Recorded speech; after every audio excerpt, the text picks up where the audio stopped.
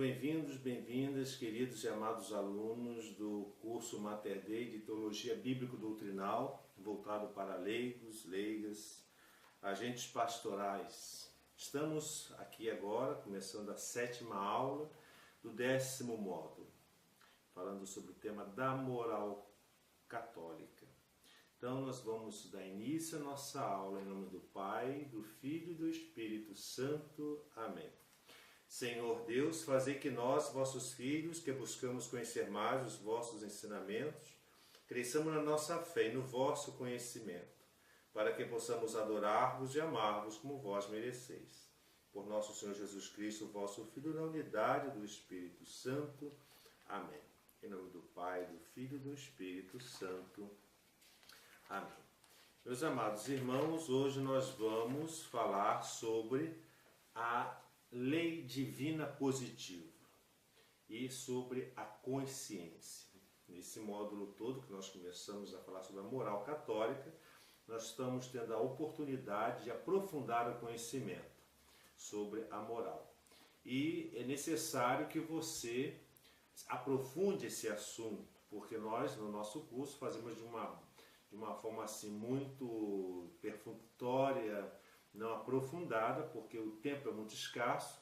Esse assunto nas faculdades de teologia são extensos, mas nós, além de explanarmos aqui os pontos principais, nós temos a apostila, que vem de uma maneira mais explanada, e indicamos no final da apostila a bibliografia. Então é interessante que prestem bem atenção e que aprofundem essa matéria, este assunto, essa doutrina que é por assaz importante para todos nós. Então vamos falar agora sobre a questão da lei divina. A lei de Deus, como nós vimos, é a norma suprema da moralidade.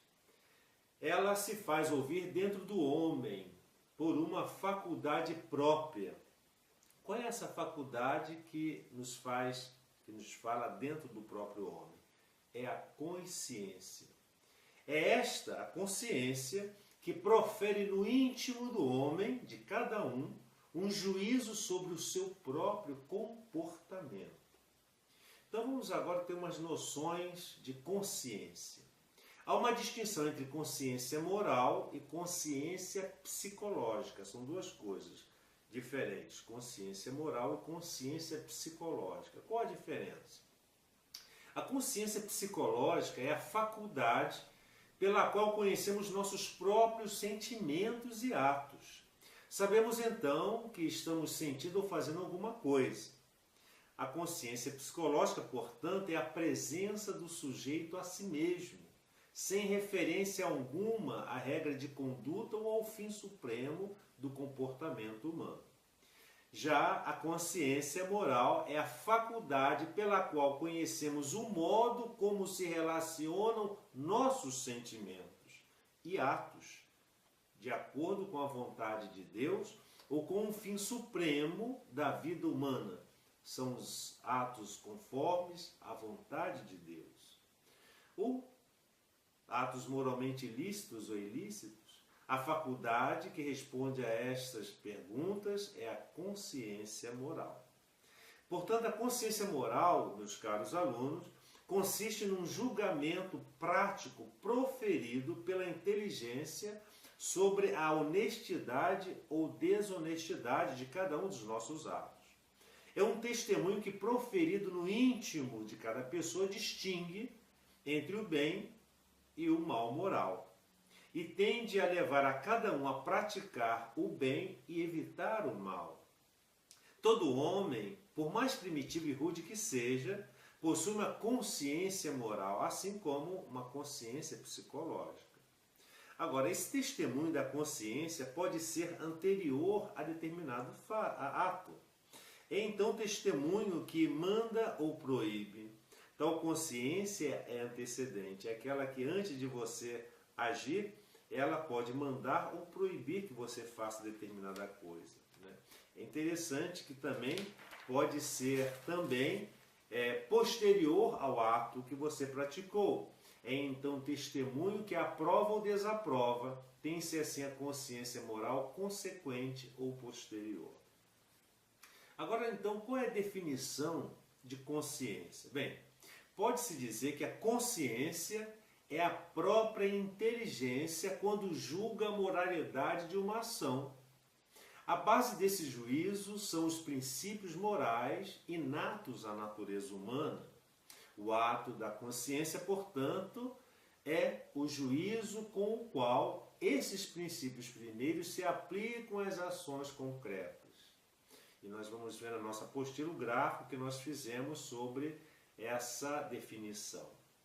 E, portanto, qual é a natureza da consciência? Nós vimos a definição. Agora, qual é a natureza da consciência? Bem, sob o ponto de vista psicológico, a consciência é o conhecimento íntimo que o homem tem de si mesmo e dos seus atos.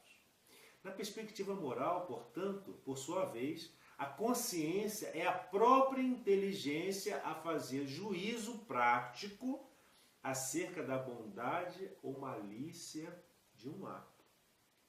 Portanto, temos primeiro o juízo, porque mediante a consciência julgamos da moralidade dos nossos atos. Segundo, é prático, porque aplica na ordem prática, isto é, em cada caso particular e concreto, o que diz a lei. E terceiro, sobre a moralidade de um ato, ou seja, é o que distingue da consciência psicológica, o que lhe é próprio julgar se uma ação é boa, má ou indiferente.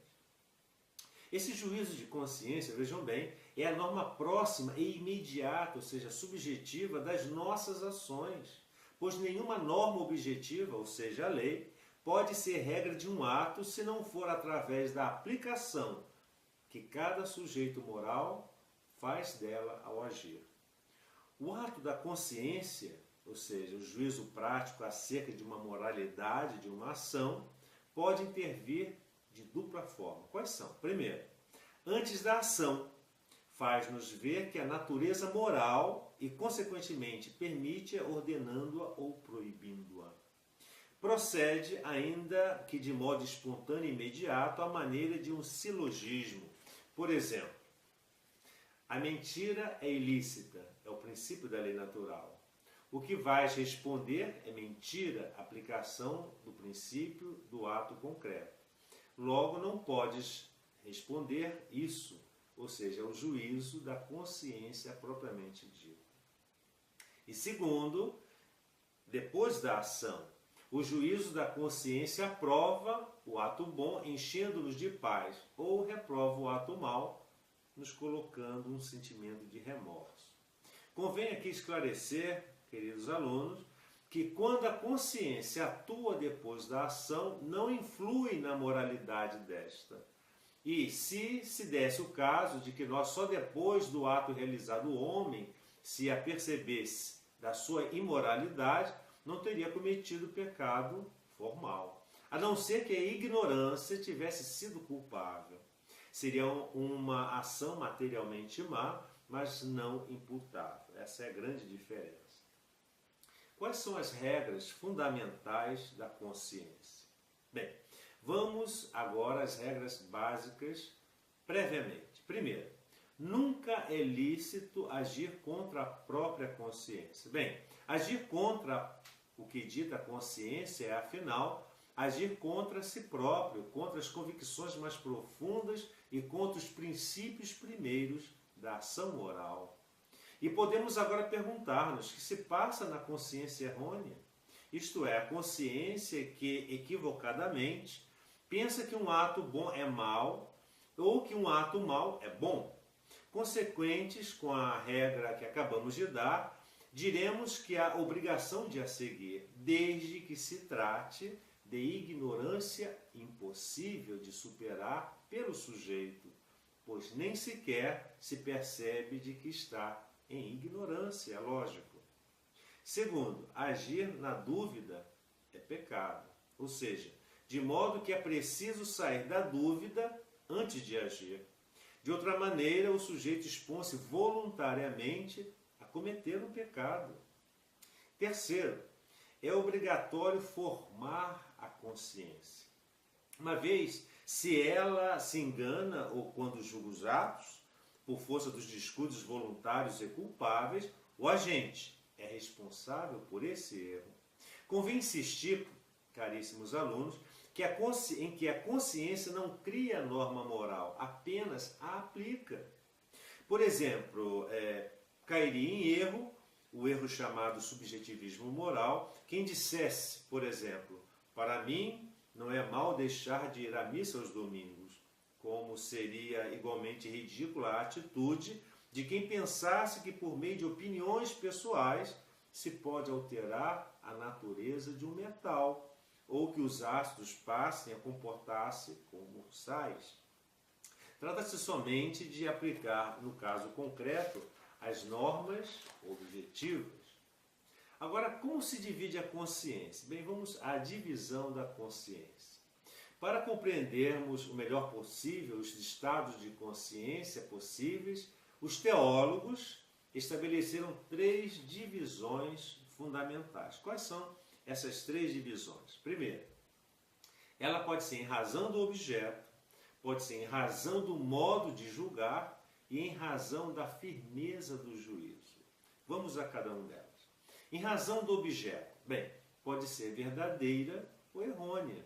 Quando ela é verdadeira? É quando julga a ação em conformidade com os princípios objetivos da moralidade. E quando ela é errônea? Quando julga a ação em desacordo com esses princípios objetivos da moralidade. E em segundo modo, em razão do modo de julgar. Em que consiste isso? Bem, em razão do modo de julgar, ela pode ser reta, ou seja, julga com fundamento e prudência, ou pode ser falsa, julga sem fundamento nem prudência, e pode ser relaxada, restrita, escrupulosa ou perplexa. E o terceiro, em razão da firmeza do juízo. O que significa isso? Que pode ser certa ou dubitativa.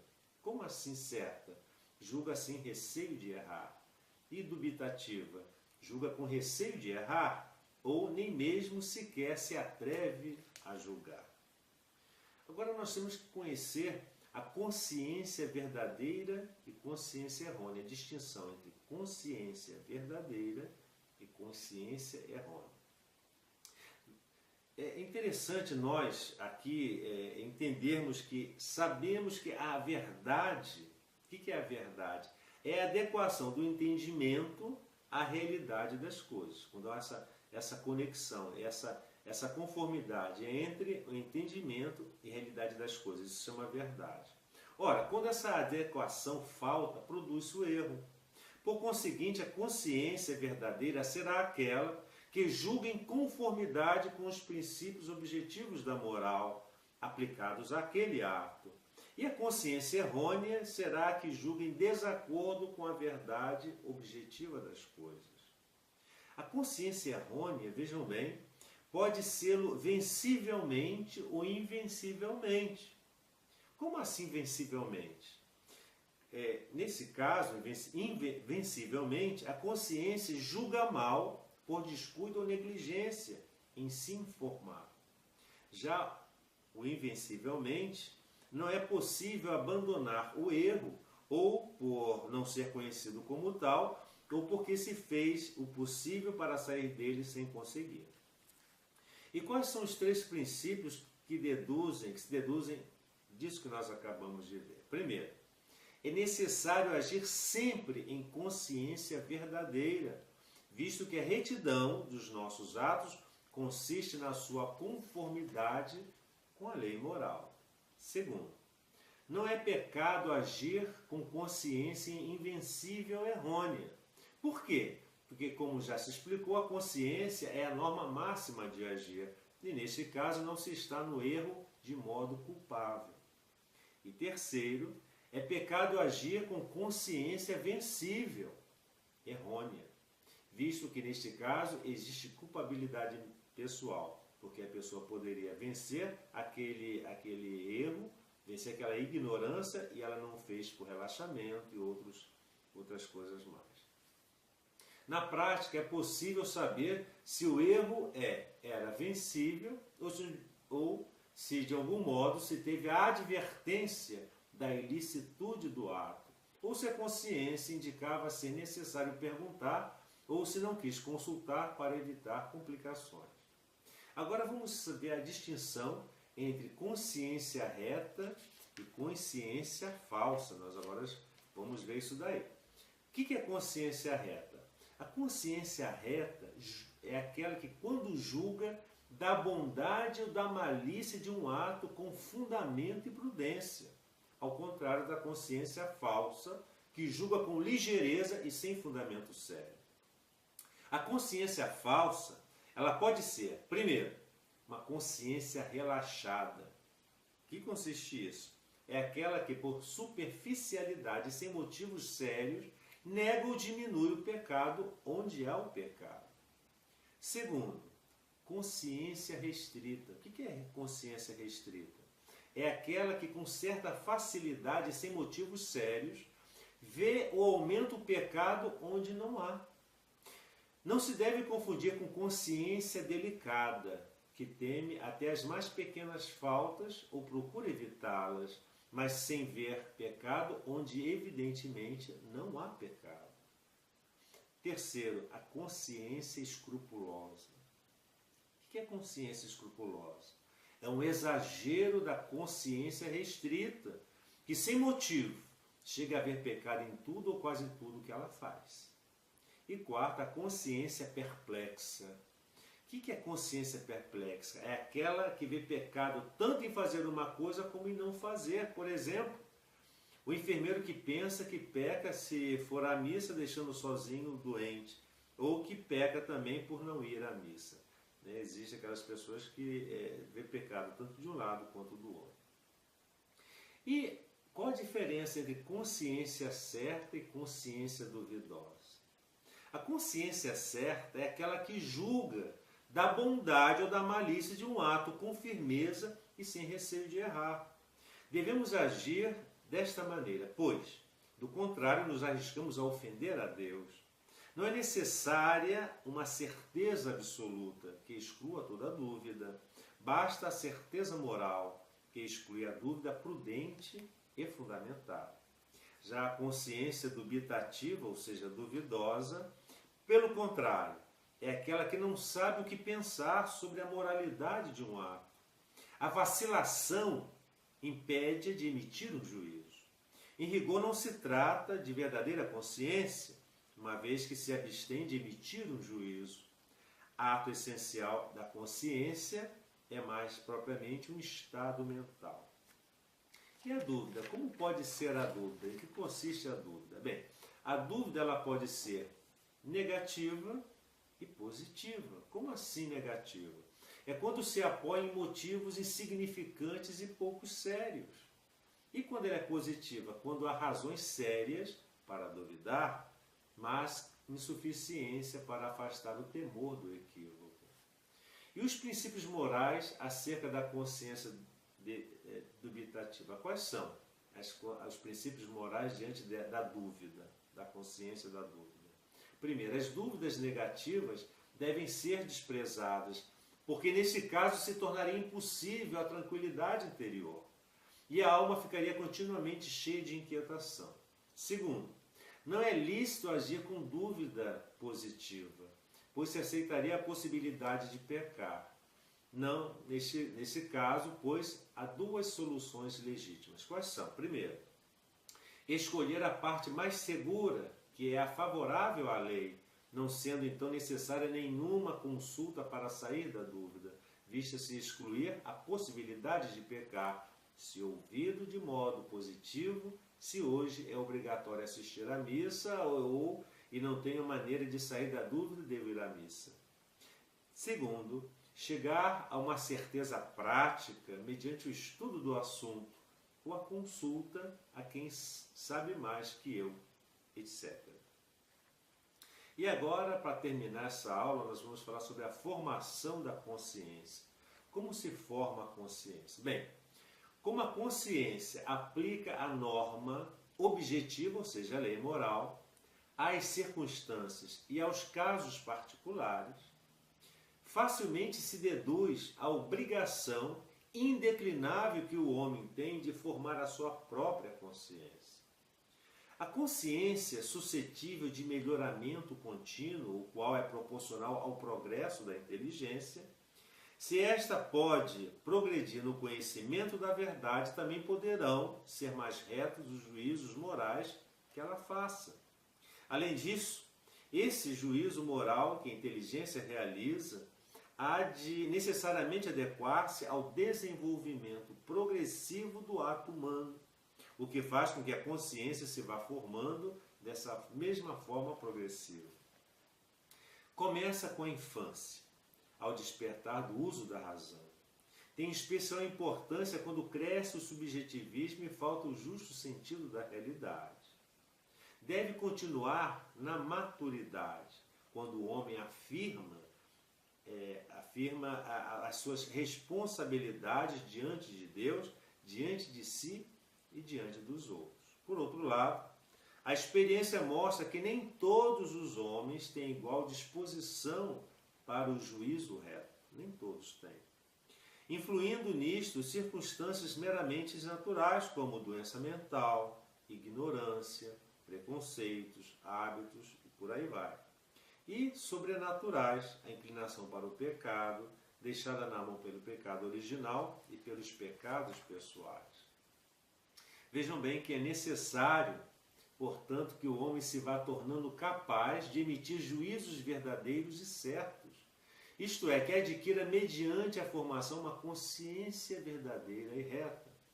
Para ter consciência verdadeira e reta, necessitamos de formação, ou seja, conhecimento cabal e profundo da lei, que é a certeza objetiva, que nos permitirá depois aplicá-la corretamente, que é a certeza subjetiva.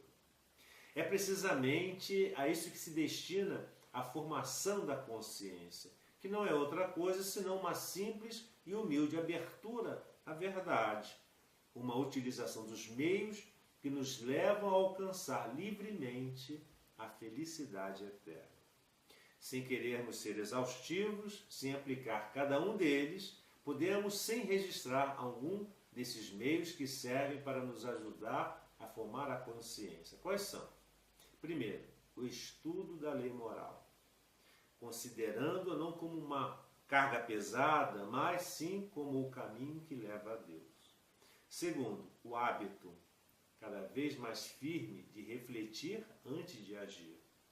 Terceiro, sério desejo de procurar Deus mediante a oração e os sacramentos, pedindo-lhes os dons sobrenaturais que iluminam a inteligência e fortalecem a vontade. Quarta, a plena sinceridade perante nós mesmos, perante Deus e perante quem dirige a nossa alma, nosso diretor espiritual. E quinto, último para terminar, o pedido de ajuda e de conselho a quem tem virtude, conhecimento e graça de Deus para impulsionar os outros. Então aqui nós concluímos essa aula sobre a consciência, que nós muitas vezes não conhecemos, mas que vamos nos aprofundando, né, sobre isso. Na próxima aula nós vamos falar sobre o pecado. Embora nós já tenhamos visto isso lá atrás, nos outros módulos, no começo do curso, mas como eu já tinha avisado e exortado lá na frente dos nossos primeiros vídeos, das nossas primeiras aulas, que volta e meia nós voltaríamos ao assunto, porque os assuntos são interligados, eles são entrelaçados entre si. Então todo estudo da teologia, a moral está ligada ao estudo bíblico, ao direito canônico e por aí vai. Então já na próxima aula, a oitava, a última desse módulo, nós iremos falar sobre o pecado. Que o Senhor nos abençoe, guarde-nos de todo mal, nos conduza à vida eterna.